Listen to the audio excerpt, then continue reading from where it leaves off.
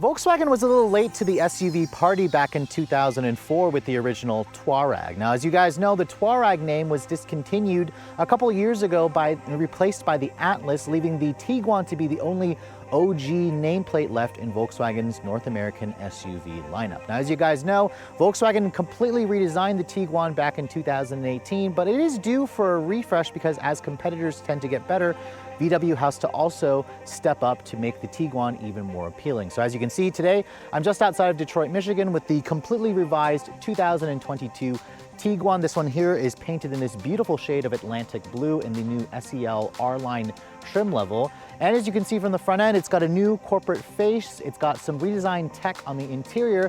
But the big question I want to answer, if you guys are in the market for a compact SUV that's slightly larger than most of its competitors, how does the restyled Tiguan stack up? Stay tuned to find out.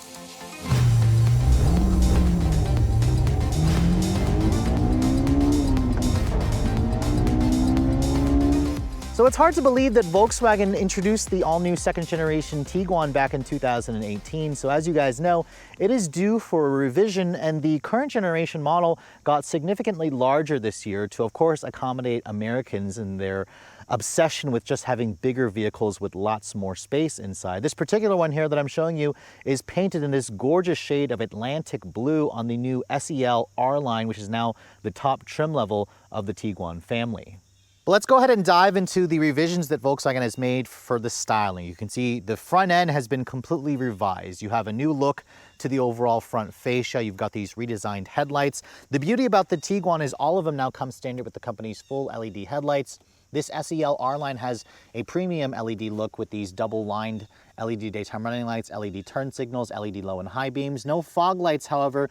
The pre-refresh model had fog lights, but as you can see with the R-Line package, it really gives you a more aggressive front fascia. Overall, I think it's a big improvement. Volkswagen actually brought out the baser end versions of the car as well. The S, the SE, the SE R-Line Black Edition or Black Package, which all of them look much more improved this year, but I love how VW included all LED headlights even on the base trim. Now coming back to the SEL R-Line, you can see in this Atlantic blue with the 20-inch wheels, it really makes for one attractive looking SUV. Much better looking than the pre-refreshed model. I especially love the updated wheels that Volkswagen has put on this refreshed model here. You can see these are a 20-inch diameter wheel wrapped in two 55/40 series tires. These are a little bit larger than what you're going to find in most of the competition. Volkswagen is going to come standard, or they're going to throw in a 17-inch wheel on the base to an 18, a 19, all the way up to these 20-inch wheels. Now, the beauty about the American market Tiguan is it only comes in one size, which is the long wheelbase version. It's about 4.3 inches longer than most of the competitors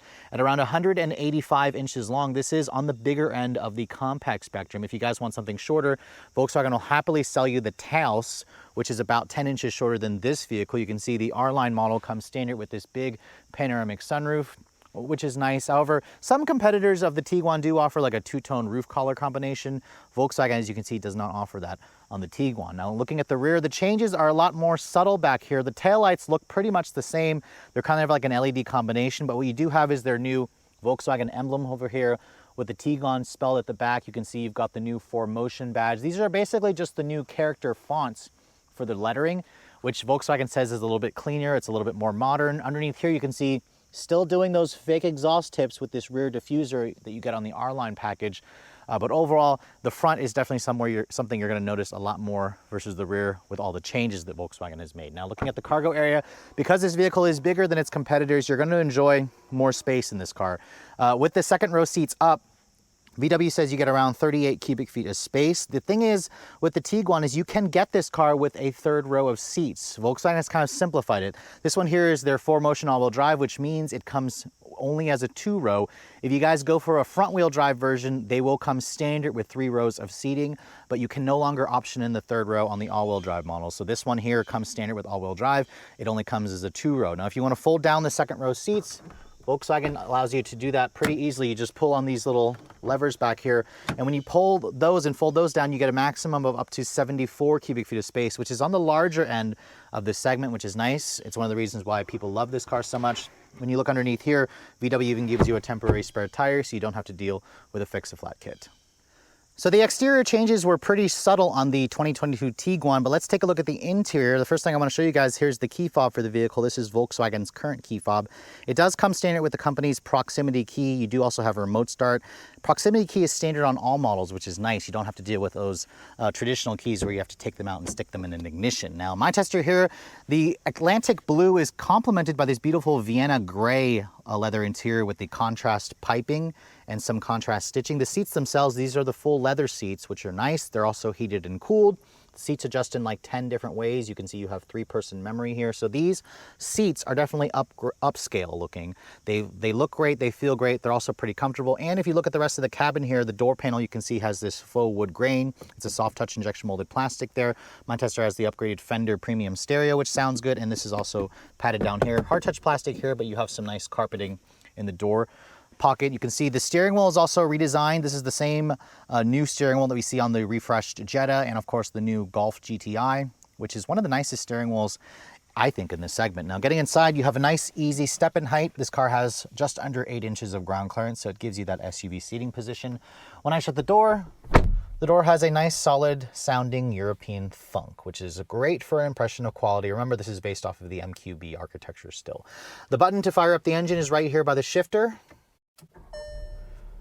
Once you do that, you can see you have the traditional Volkswagen chime, and the beauty about 2022 is the digital cockpit 8-inch display comes standard on every model, so you no longer have any analog displays.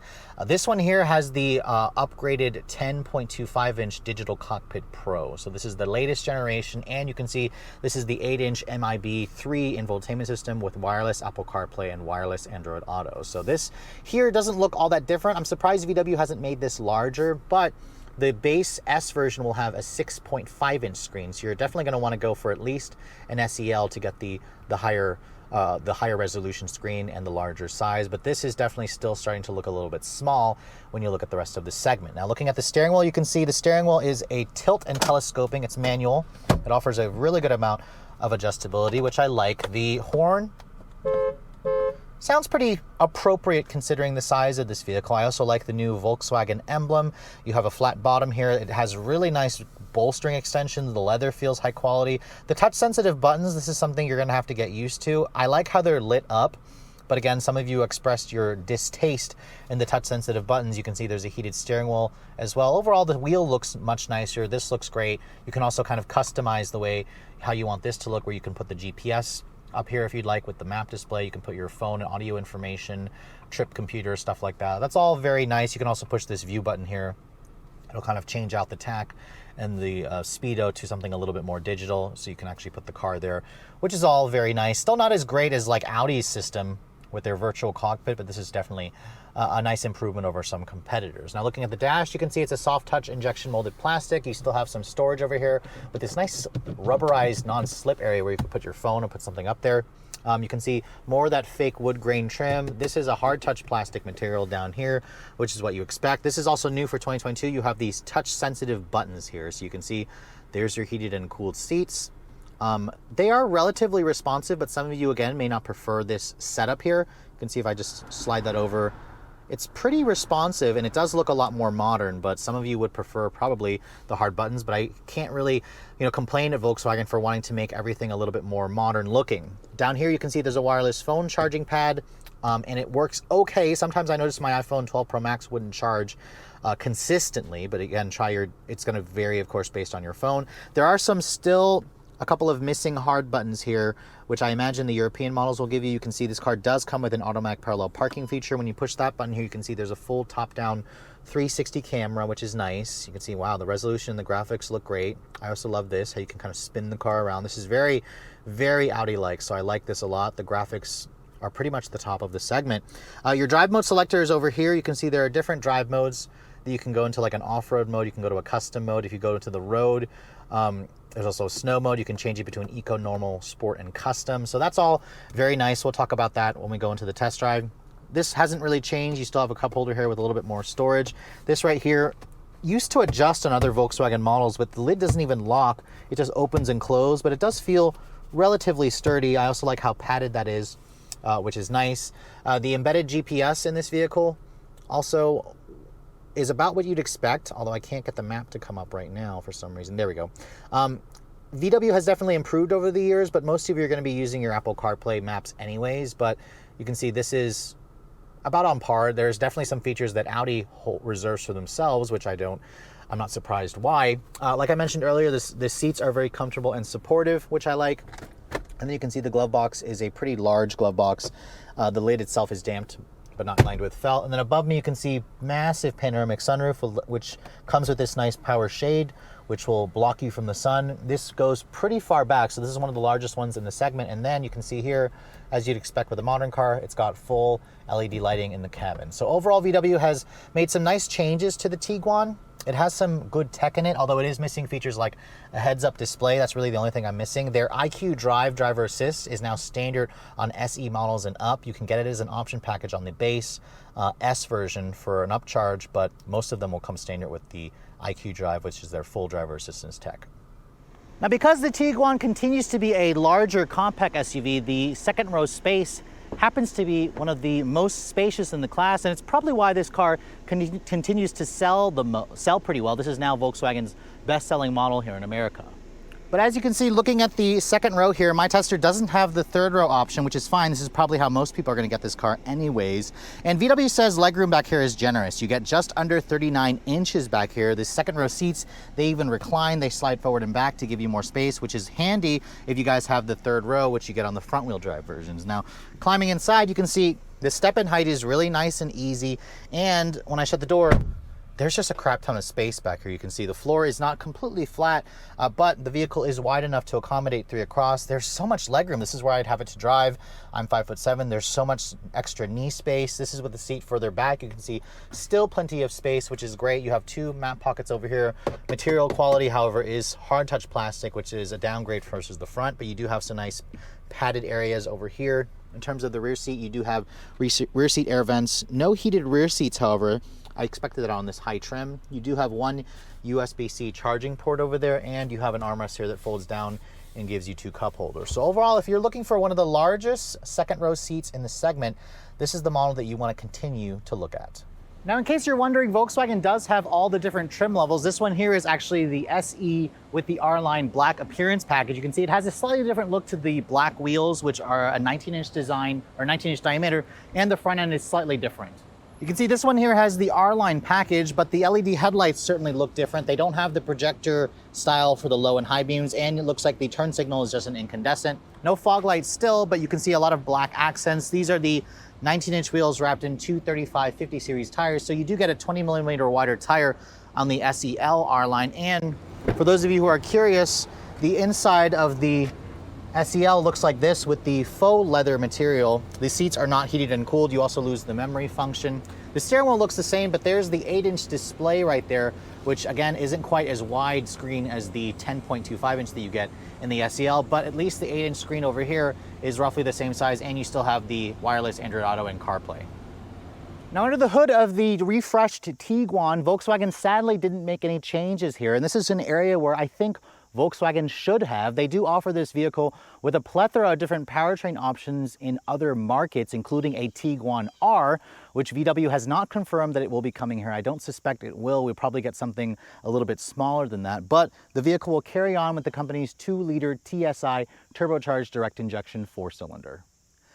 Now, this motor continues to make 184 horsepower and 221 pound-feet of torque. Now, Volkswagen did say they made some software revisions to make the engine feel a little bit peppier, but power figures are completely unchanged. It still goes out through an 8-speed torque converter automatic, a traditional torque converter, not a dual clutch, and you can take your pick between either front-wheel drive or this particular one here. The SEL R-Line comes standard with the company's 4Motion all-wheel drive, which is about a $1,500 upcharge if you guys go for the lower end trims. Fuel economy is also around 21 in the city, 28 on the highway. That is on the lower end of the spectrum, and this vehicle will tow a maximum of around 1,500 pounds. So again, not very impressive considering the competitors. Now, VW doesn't have a final curb weight figure as of this filming, but the old one was right around 3,900 pounds. I suspect this to be a little bit around the same because remember, she's a bigger vehicle, so it's going to be a little bit heavier than most of its competitors. So the first time I drove the all-new Tiguan was back in Denver, Colorado. I was at altitude there, and I was already disappointed with the lack of power. Now, when I finally had the car to test in my home area back at sea level, I still noticed that the vehicle had somewhat of a lack of power. So VW didn't make any changes to the horsepower and torque of this engine, but they claim a couple of software changes were made to make this feel a little bit peppier. So I'm going to put it in sport mode here. The transmission's also in sport mode. This one here is the 4Motion all-wheel drive test or model, so there shouldn't be too much wheel spin.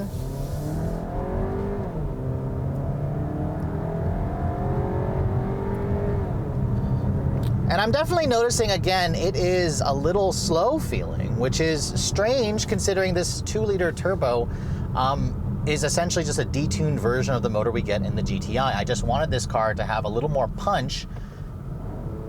Put my foot down here, and the 8-speed is in sport mode still is a little bit lethargic to respond to your throttle input. It would have been lovely if Volkswagen put their 7-speed dual clutch in this car. I mean, you can get the dual clutch in the Taos with all-wheel drive, so I'm not sure why they didn't want to upgrade this powertrain whatsoever. But, you know, this is one of their best sellers, so it doesn't surprise me that it continues to do very well. I do have my 0 to 60 testing equipment here, so let's go ahead and try it out and see what we can get here.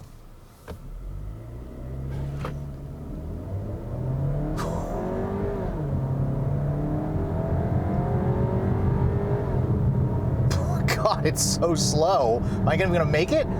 10.06. Oh God. I'm gonna equate it to, I don't even know this. I'm not familiar with this area, but I don't think we're at elevation here, but wow, that was painfully slow. I was like, that was the first time I actually said, am I actually going to make it? 0 to 60 wise, good Lord. Anyways, you don't buy a vehicle like this for its 0 to 60 time. So yes, I got a really terribly slow number. I'll have to retest it when I have this vehicle back home on a road I'm a little more familiar with. But in terms of responsiveness, even in sport, again, I'm noticing there's a lack of pep. And that's where I have my issue. VW, give us more power. There's a Tiguan R that has like almost 300 horsepower. Or actually, it should have 300 horsepower. Give that to us here in America. Bump the power of this by like 25 ponies. This should have 200 plus horsepower. I don't understand why they didn't want to increase the power of this engine. It could use the upgrade. But if you stop complaining, or at least if I stop complaining about the lack of power, how does this vehicle drive? Well, the Tiguan has always been a pretty nice driving vehicle. You can see it has a decent ride quality, although with the 20s, they do suck into the ride quality a little bit. You do feel it in the bumps and such on the road. The handling of this vehicle, the steering is relatively quick, but the body leans a lot. It just doesn't feel like a car that came from a company that also builds the GTI. The GTI is one of the best driving, you know, small hot hatches you can buy. And this feels like a big American SUV. I'm still not a big fan of the way it drives. Now, granted, it is easy to drive. You feel like you sit up nice and high.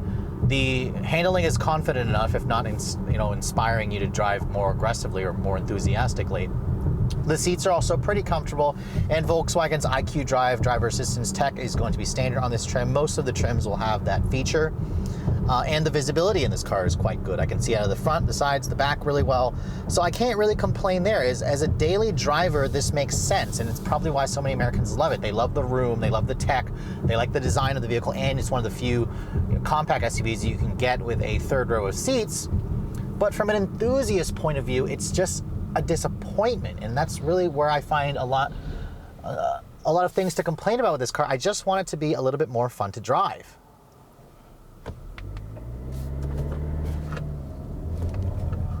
Damn it. I don't think I can make it to 60 over here.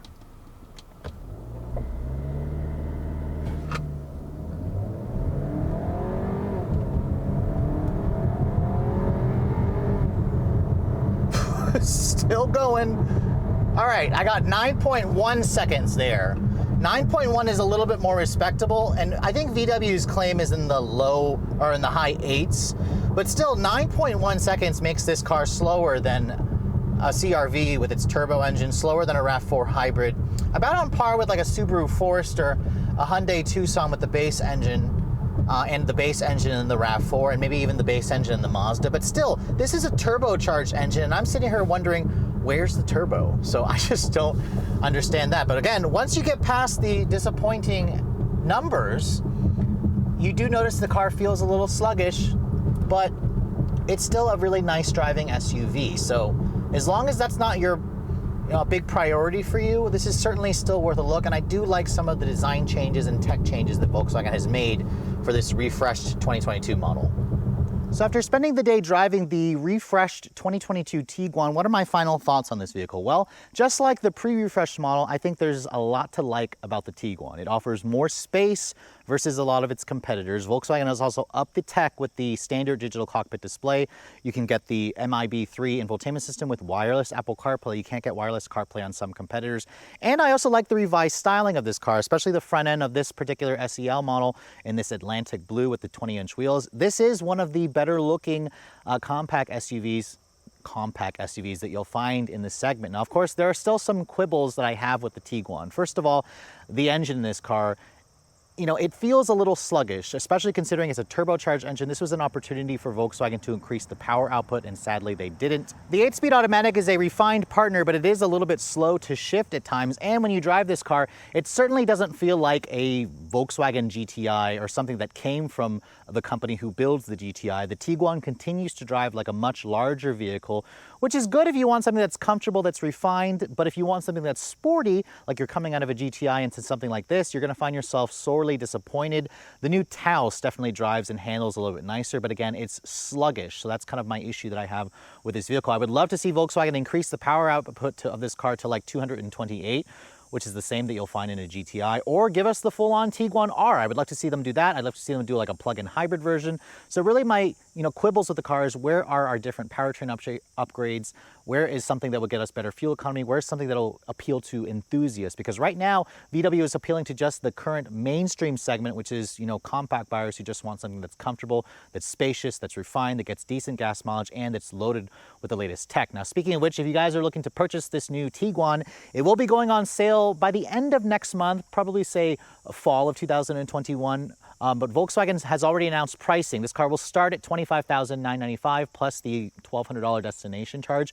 That makes it about $750 more expensive than the pre-refreshed model, which is fine. It's got more equipment on it. It's got more tech. It's going to be more expensive.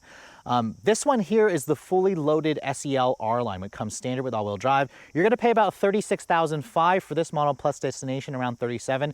It does make it more expensive than last year's SEL, but less expensive than the SEL Premium. This new trim essentially takes the place of both of those. I think VW did a good job here. So essentially, for something loaded like this, you're paying around $37,000, which makes this car right in line with all of its competitors. Something like a Toyota RAV4, surprisingly, and a Mazda CX-5 are more expensive, but the RAV4 and the Mazda do offer quicker acceleration versus the refreshed Tiguan. Well, with all that said, I hope you guys have enjoyed my full overview on the 2022 Volkswagen Tiguan. If you're also looking to see the latest cars I'm testing, be sure to follow me on Instagram at Redline_reviews. Like us on Facebook, and as always, guys, please keep subscribing to the Redline Reviews YouTube channel for all the latest reviews. Thank you so much for watching. I'll catch you all in the next video.